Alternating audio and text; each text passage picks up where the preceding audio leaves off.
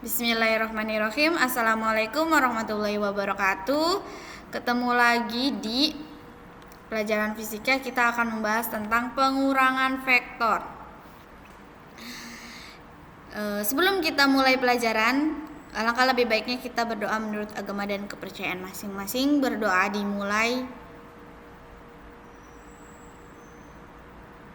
Selesai. Kita kemarin udah belajar tentang penjumlahan vektor. Sekarang kita akan belajar tentang pengurangan vektor.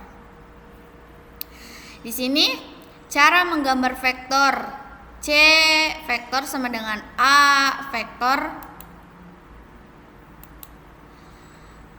C vektor sama dengan A vektor plus dalam kurung min B vektor sebagai berikut.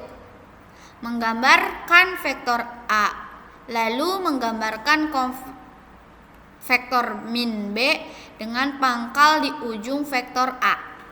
Pertama, menggambar vektor A nih. Terus menggambar vektor min B. Kalau ke kanan atau kalau ke atas itu positif, kalau ke kiri dan ke bawah itu negatif. Terus yang kedua, yang B, membuat garis hubung dari pangkal vektor A ke ujung vektor min B. Vektor C telah digambar dengan baik. Nih, ada sebuah vektor nih, yang ini A ke kanan karena dia positif, lalu ke bawah karena dia min B. Terus garis hubungnya adalah vektor C. Itu adalah pengurangan vektor. Seperti itu. Paham ya?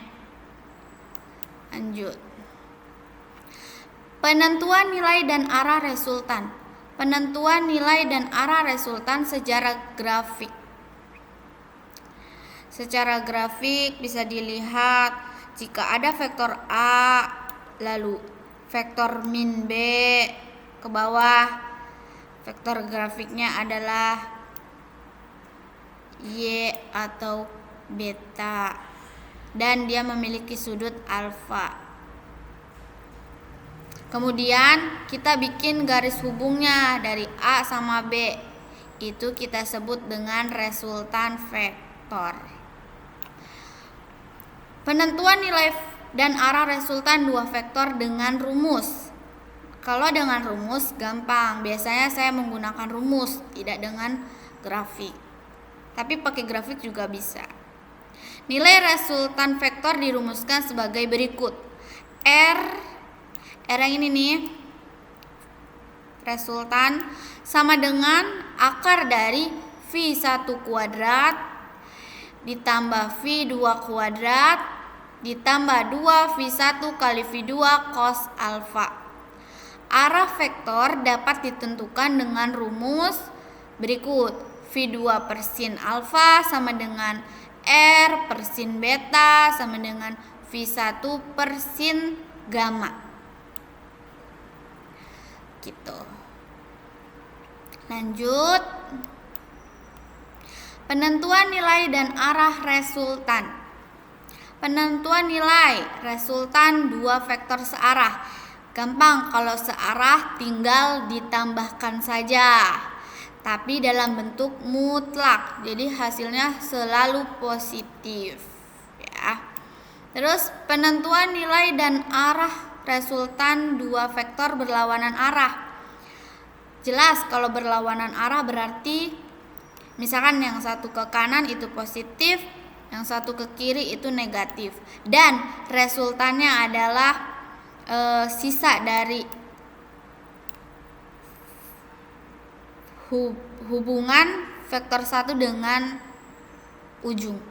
Kayak misalnya nih, vektor 1 kan panjang, terus vektor 2 itu setengahnya atau seperempatnya. Lalu resultannya adalah ini karena V1 dikurang V2 itu hasilnya resultan. Gampang kan vektor. Lanjut. Contoh soal. Vektor perpindahan sepanjang 10 meter dan 10 akar 3 meter memiliki suatu apit 150 derajat. Selisih vektor tersebut adalah, kita menggunakan rumus vektor selisih itu berarti kurang. Ini ada A, B, C, D-nya. Jawabannya adalah A. Gimana caranya? Kita lihat. Diketahui S1 vektor 10, S2 vektor 10 akar 3, alfanya 150 derajat. Ditanya selisih. Kalau selisih berarti pengurangan S1 dikurang S2. S1 kuadrat dikurang S2 kuadrat min 2S1 kali S2 cos alfa. 10 kuadrat dikurang 10 akar 3 kuadrat dikurang 2 kali 10 kali 10 akar 3 cos 150 derajat. 100 ditambah 300 dikurang 2 kali 10 kali 10 akar 3 cos dari 150 min setengah akar 3. Kita hitung yang sebelah sininya, hasilnya 300. 100 ditambah 300 400 dikurang 300 sama dengan 100. Jadi akar dari 100 adalah 10. Mungkin pertemuan hari ini cukup sampai di sini. Semoga bermanfaat, semoga apa yang saya katakan mudah dipahami. Billahi fisabilillah fastabiqul khairat. Wassalamualaikum warahmatullahi wabarakatuh.